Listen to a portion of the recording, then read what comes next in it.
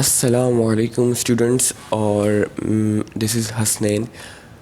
Last video में हमने CSS का इंट्रोडक्शन आप तक डिलीवर किया था। CSS में किस तरह हम क्लासेस और आईडीज़ को यूज़ कर सकते हैं, क्लासेस और आईडीज़ क्या होती हैं, CSS को किस तरह हम HTML में लिंक कर सकते हैं, CSS का बेसिक स्ट्रक्चर छोटा सा मैंने आपको डिलीवर किया था कल। उम्मीद है कि आपने देखा और समझा होगा। आज की जो वीडियो है, हमारा आज का जो मेन टॉपिक है, फोकस हमारा आज होगा कि हम आज CSS में डीप डाइव करेंगे थोड़ा सा। CSS की डिक्लेरेशंस, प्रॉपर्टीज़, वैल्यूज़ और स्ट्रक्चर में ही थोड़ा सा साइंटेक्स में यानी कि उसके डीप जाएंगे। तो शुरू करते हैं। बेसिकली देखें, आपको मैंने जिस तरह लास्ट लेक्चर में, लास्ट वीडियो में दिखाया था कि हम HTML में किस तरह अपनी CSS की एक्सटर्नल CSS की फ़ाइल को लिंक कर सकते हैं।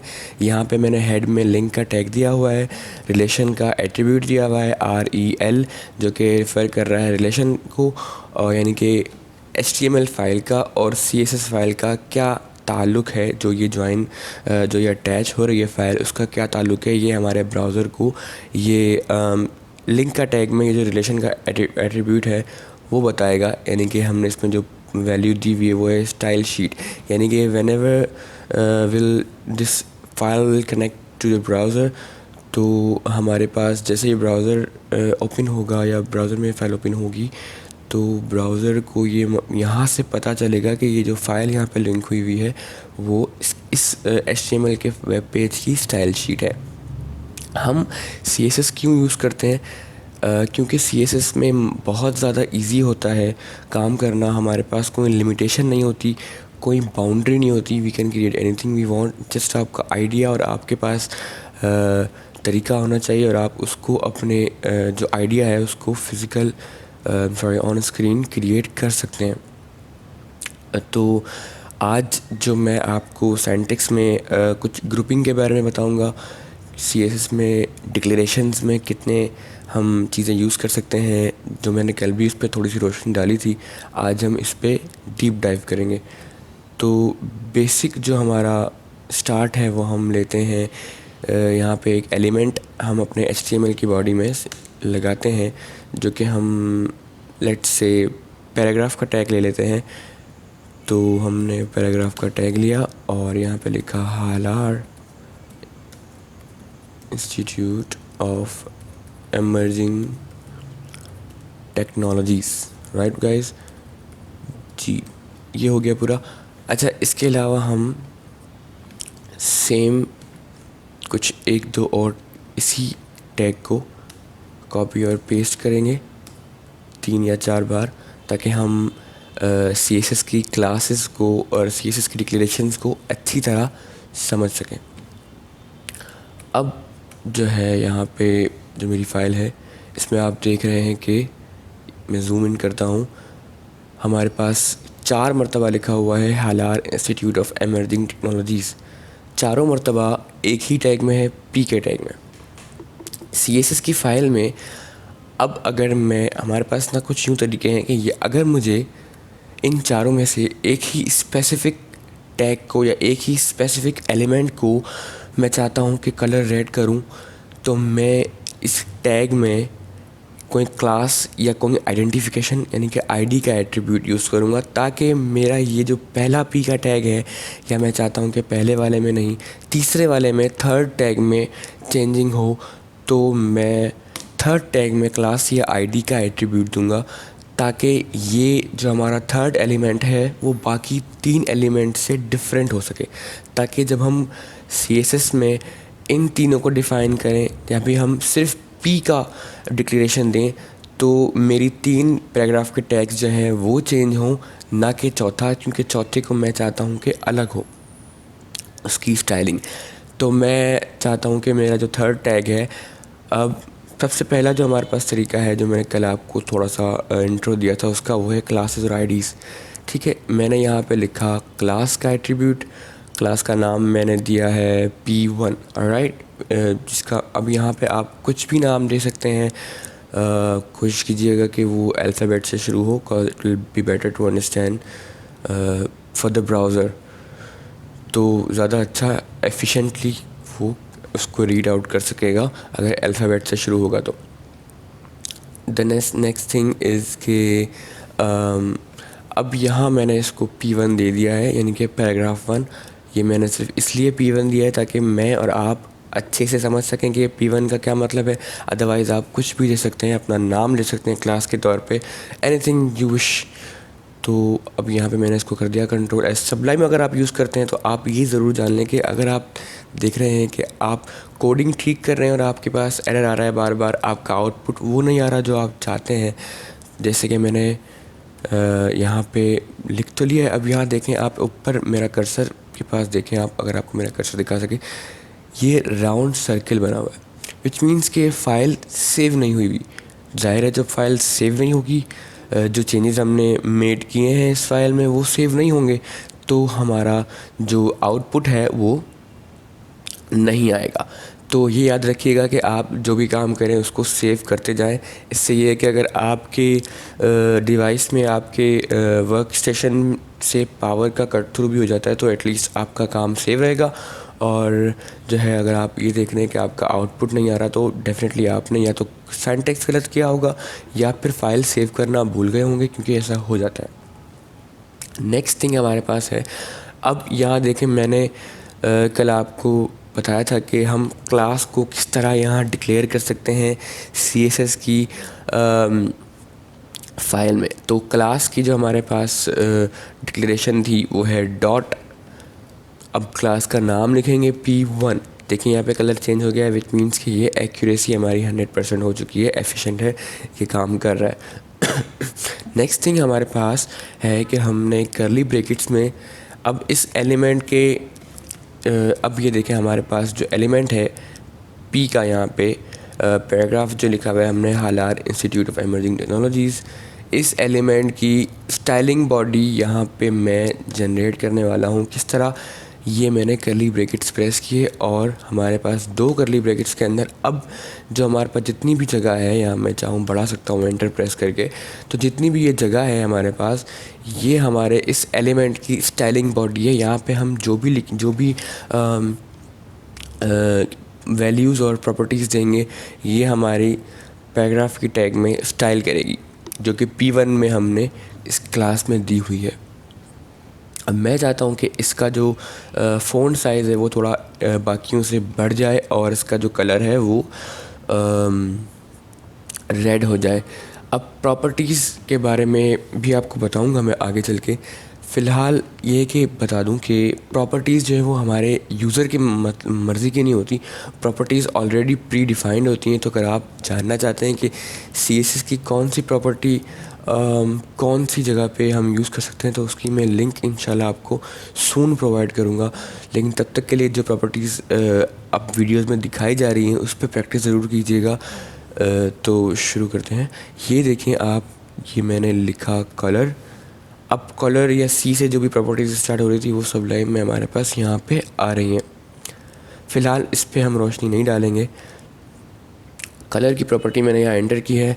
प्रॉपर्टी के बाद याद रखिएगा कॉलन आएगा एंड देन द वैल्यू हमारी जो है, जो भी वैलिड कलर होगा स्पेल में या मज़ीद इसके तरीके हैं कुछ, लेकिन फ़िलहाल हम जो यूज़ कर रहे हैं वो अल्फ़ाबेटिकल वे यूज़ कर रहे हैं हम। तो हमने लिखा रेड एंड देन सेमीकोलन। अब याद रखिएगा अगर ये ब्लू है विच मीन्स कि ये काम कर रहा है। कंट्रोल S करते हैं एंड देन चेक करते हैं कि हमारा आउटपुट क्या आया। थर्ड एलिमेंट पे मैंने कलर रेड किया था, सही हुआ, कलर रेड आ गया। अब मैं फ़ॉन्ट साइज़ की प्रॉपर्टी ऐड करता हूँ और देखता हूँ कि फ़ॉन्ट साइज़ किस तरह काम कर रहा है। यहाँ पे मैंने लिखा फ़ॉन्ट साइज़, फ़ॉन्ट और साइज़ के बीच में एक डैश आएगा एंड देन कॉलन और फिर यहाँ मैंने लिख दिया सपोजली। अब मैं यहाँ पे मेरे पास साइज़ देने के 2 तरीके हैं। एक जो है वो मैं दे सकता हूँ पिक्सेल्स में साइज़, दूसरा जो है परसेंटेज में। पिक्सेल्स में हम अगर दे रहे हैं तो याद रखिएगा कि वो हर डेस्कटॉप, हर डिवाइस के हिसाब से खुद को एडजस्ट करेगा, विच मीन्स कि वो एफिशिएंट इतना ज़्यादा नहीं कहलाएगा। सपोज़ करें मैंने यहाँ पे 20 पिक्सल्स का साइज़ दिया, 20 जो है वो पर्पल कलर में है हमारे पास, PX जो है वो रेड कलर में। अभी जो कलर इफ़ेक्ट्स हैं ये सिर्फ और सिर्फ सबलाइम टेक्स्ट में ही आपके पास अवेलेबल होंगे, लेकिन मैं ज़्यादा आपको रेफ़र करूँगा कि आप CSS यूज़ करें, नोट पैड यूज़ करें, ताकि आपको कुछ प्रॉपर्टीज़, कुछ वैल्यूज़ के बारे में याद रहे। अगर आप सबलाइम टेक्स्ट यूज़ करेंगे तो हो सकता है कि आप काफ़ी कुछ मिस कर दें ईज़ी वे की वजह से।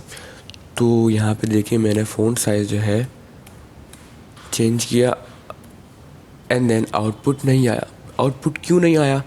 आउटपुट इसलिए नहीं आया कि मैंने आपको जिस तरह पहले बताया कि मैं सेव नहीं कर रहा, मैंने सेव करना भूल गया। अब यहाँ देखिए ये मेरे पास राउंड डॉट आ रहा है बड़ा सा, विच मीन्स कि मैंने सेव नहीं किया। Ctrl+S and then will go again to the file which will open in the browser, और ये हम देखें बाकी 3 आउटपुट से, बाकी 3 एलिमेंट्स से ये जो हमारे पास थर्ड एलिमेंट है वो साइज़ में बड़ा है, कलर में चेंज है। नेक्स्ट थिंग, अब जो हमारे पास दूसरा तरीका है वो कुछ यूँ है कि आईडी का यूज़ हम कर सकते हैं। तो यहाँ पे बाकी सारी चीज़ें सेम है, सिर्फ मैंने क्या करना है कि क्लास की जगह आईडी का एट्रीब्यूट देना है and then Ctrl+S for saving. अब मैं CSS की फ़ाइल में जो हमारे पास क्लास की डिक्लेरेशन थी वो डॉट थी, आईडी की जो डिक्लेरेशन है वो है हैश, तो मैंने यहाँ पे हैश दिया। अब हैश देने के बाद आप देखें कि कलर मेरे दोबारा से नॉर्मल पे आ गए हैं, यानी कि ग्रीन, और जो मेन थे Ctrl+S प्रेस किया और मैं दोबारा जाऊंगा ब्राउज़र में चेक करने के लिए, रिफ़्रेश करूंगा। अगर रिज़ल्ट मेरा सेम टू सेम है मतलब कि हमारी आईडी भी काम कर रही है। अगर बैक टू नॉर्मल हो जाता है या कोई इफ़ेक्ट चेंज होता है इसमें बाकी जैसा हो जाता तो मतलब ये कि हमारा आईडी काम नहीं कर रही है। तो हमारे पास अभी बिल्कुल सेम है जैसा क्लास में था, विच मीन्स कि हमारे पास आईडी भी काम कर रही। अच्छा जी, तो अब ये देखें कि हमारे पास जिस तरह हमने क्लास में आउटपुट देखा था सेम एज इट इज़ हमारे पास आईडी में भी आउटपुट है। अब मेरा अगर मैं हमारे पास जो दूसरा तरीका था वो ये है कि हम कोई भी इसको एट्रीब्यूट यानी कि आईडी या क्लास ना दें, तो हम किस तरह काम करेंगे। अब ये देखिएगा कि मैं यहाँ पे सिर्फ पी का यहाँ पे डिक्लेयर दे रहा हूँ कि मेरा जो पी का डिक्लेरेशन है, पी की डिक्लेरेशन है वो मैं यहाँ दे रहा हूँ, और पी की मैंने बॉडी स्टार्ट कर दी। अब पी में मैं चाह रहा हूँ कि मेरा जो कलर है वो हो जाए ब्लू, तो पी के कलर जो है वो ब्लू एंड देन सेव। तो ये देखें कि पी के जो बकाया जितने भी पी के टेक्स्ट थे हमारे पास, यानी कि पैराग्राफ्स थे जिसमें हमने टेक्स्ट यूज़ किया था, वो ब्लू हो चुके हैं। इसका मतलब ये है कि अगर हम चाहते हैं, अगर या फिर यूँ कहेंगे, अगर मैं डायरेक्ट बगैर किसी क्लास या किसी डिक्लेरेशन के मैं यहाँ पे डायरेक्ट टैग का नाम या एलिमेंट का नाम यूज़ करता हूँ, तो मेरी बॉडी में मेरे HTML की बॉडी में जितने भी उस एलिमेंट किया है उस टैग के नाम से जितने भी एलिमेंट्स और कंटेंट जो होगा उसका होगा वो इसकी स्टाइलिंग के अकॉर्डिंग चेंज हो जाएगा। अगर मैं चाहता हूँ कि स्पेसिफिकली सिर्फ कोई एक चेंज हो तो उसके लिए मुझे फिर कोई ना कोई चीज़ यहाँ देनी पड़ेगी, जैसे कि क्लास या आईडी। ये सिर्फ एक्सटर्नल CSS के लिए है, इंटरनल और इनलाइन CSS में तरीके कुछ और है, उसके भी बताएंगे आपको इंशाल्लाह आगे। तो फ़िलहाल बेसिक्स से हम स्टार्ट कर रहे हैं, तो बेसिकली ये बेसिक्स कुछ आपको जाननी ज़रूरी है बिफ़ोर हम मज़ीद डीप डाइव करें। अच्छा, ये आप देखें कि अगर मैं चाहता हूँ, मैंने कि ऑन पर्पस में अगर चाह रहा हूँ कि मेरे पास जितने भी पी के टैग हैं या पी के एलिमेंट जो भी जितने भी कंटेंट जितना भी है वो मैं चाह रहा हूँ कि वो एक ही जैसा हो जाए, मुझे बार बार हर एक एलिमेंट के लिए अलग कोड ना करना पड़े, तो मैं बस यहाँ पे पी के एलिमेंट की डिक्लेयर करूँगा और उसकी बॉडी स्टार्ट करके कर्ली ब्रैकेट्स लगा के यानी कि और उसमें अपनी प्रॉपर्टीज़ और वैल्यूज़ देना शुरू कर दूंगा ताकि जो सारे पी के मेरे एलिमेंट्स हैं वो सेम हो जाए, जैसा कि आपने देखा यहाँ पे आउटपुट में। नेक्स्ट थिंग हम ये देखेंगे कि CSS का जो सिंटैक्स है वो क्या कहता है, उसका मतलब क्या है, क्या चीज़ जहाँ पे है वो क्यों है। ठीक है, तो उसके लिए थोड़ा सा मैं एरिया क्लियर कर लूँ ताकि बेटर अंडरस्टैंडिंग हो सके। थोड़ी सी जगह बेहतर है।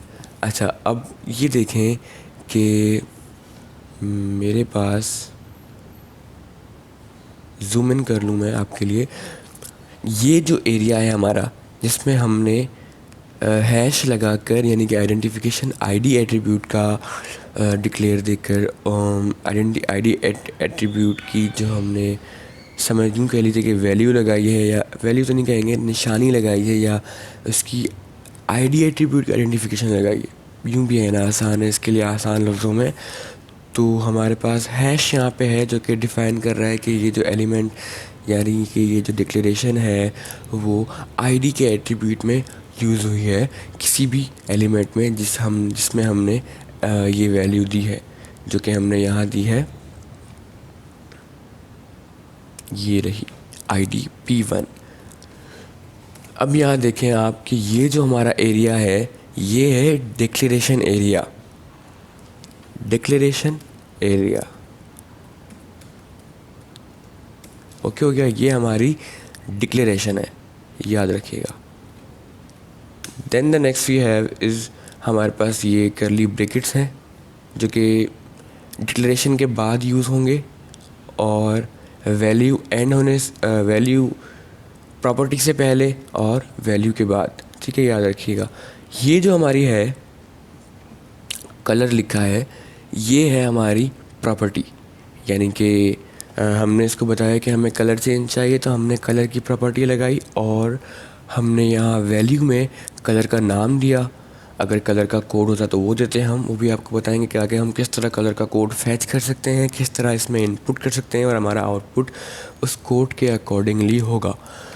तो ये देखें यहाँ पे मैंने वैल्यू दी है कलर की, रेड दिया है मैंने मैंने प्रॉपर्टी दी है कलर की और यहाँ पे वैल्यू दी है मैंने रेड। देन ये याद रखें कि वैल्यू प्रॉपर्टी के बाद हमारे पास एक अदद कॉलन यूज़ हुआ है जो कि बहुत ज़रूरी है CSS के सिंटैक्स में। देन कॉलन के बाद हमारे पास वैल्यू शुरू हो गई है और वैल्यू के बाद सेमी कॉलन। याद रखें, अगर आपने यहाँ पे कॉलन यूज़ नहीं किया या यहाँ पे सेमी कॉलन यूज़ नहीं किया तो हम आगे नहीं बढ़ सकेंगे। इट मीन्स कि मैंने यहाँ पे अगर कॉलन यूज़ कर लिया है और वैल्यू देने के बाद सेमी कॉलन यूज़ नहीं किया तो मेरे पास एक एरर आएगा। एरर ये आएगा कि जो मेरी अगली वैल्यूज़ और प्रॉपर्टीज़ हैं वो काम नहीं करेंगी, उसमें एरर आ जाएगा। अब यहाँ पे जो है मेरे पास एक और प्रॉपर्टी है फ़ॉन्ट साइज़ की, same syntax font size. Property में हमारे पास कुछ चेंजेस होते हैं, जैसे कि यहाँ पे कलर है, एक ही वर्ड है तो उसके बीच में कोई हमारे पास डैश या कोई चीज़ नहीं है। फ़ॉन्ट साइज़ में हमारे पास दो वर्ड्स हैं तो उसके बीच में डैश यूज़ हुआ है ताकि ये दोनों वर्ड्स अलग अलग डिफरेंटली डिस्क्राइब हो सकें इन द ब्राउज़र।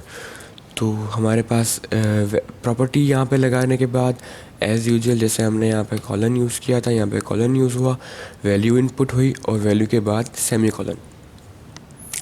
अब ये याद रखें कि प्रॉपर्टीज़ शुरू होने से पहले हमारे पास कर्ली ब्रैकेट लगेगी और तमाम वैल्यूज़ या आखिरी वैल्यू जो हमारे पे एंड हो रही है उसके बाद हमारे पास यहाँ पे एक सेमी कॉलन यूज़ होगा जो कि एंडिंग ब्रैकेट जो है कर्ली ब्रैकेट यूज़ होगा, ताकि हमारे पास हम ये बता सकें ब्राउज़र को कि इस एलिमेंट की जो स्टाइलिंग है वो इसी बॉडी के दरमियान है। अदरवाइज़ ब्राउज़र जो है वो ये कंसिडर करेगा कि अगर ये जो है ब्रैकेट नहीं यूज़ हुई हुई तो नीचे वाली जितनी भी हमारे पास दूसरे एलिमेंट्स हैं वो भी इसी एलिमेंट की प्रॉपर्टीज़ में काउंट होना शुरू हो जाएंगे, जो कि एक अच्छी बात नहीं है। ज़ाहिर है हमारे पास एरर आएगा वरना। तो हम यहाँ पे कर्ली ब्रैकेट एंड ज़रूर करेंगे ताकि हमारे जो बाकी एलिमेंट्स हैं जैसे कि ये है ये डिस्टर्ब ना हो। CSS के सिंटैक्स को आज हमने जाना और कुछ ये है कि प्रैक्टिस भी कर ली। कलर हमने किस तरह चेंज कर सकते हैं CSS के थ्रू, वो हमने देखा। फ़ॉन्ट साइज़ किस तरह चेंज कर सकते हैं वो हमने देखा।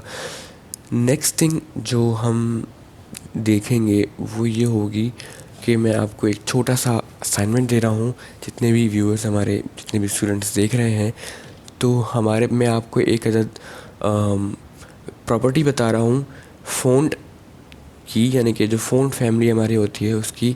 आपने ये करना है कि अपनी मर्ज़ी का, अपने पसंद का फ़ॉन्ट स्टाइल जो है, जो भी आप चाहते हैं कि टेक्स्ट में यूज़ हो आपके मुताबिक, वो आप यूज़ करेंगे। आपको अगर देखना है कि आपके पीसी में कौन कौन से, याद रखें कि फ़ॉन्ट स्टाइल से वो यूज़ हो पाएगा जो आपके पीसी में आपके पीसी में इंस्टॉल्ड है, क्योंकि आप ऑफलाइन काम कर रहे हैं डेफिनेटली।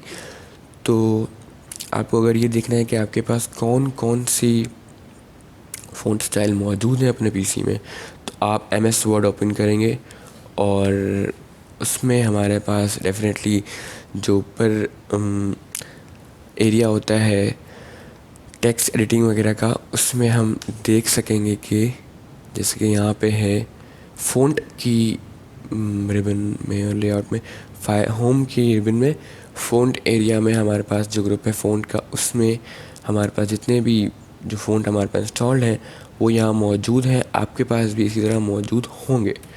ठीक है, मैं आपको प्रॉपर्टी बता देता हूँ कि आप किस तरह स्टार्ट कर सकेंगे।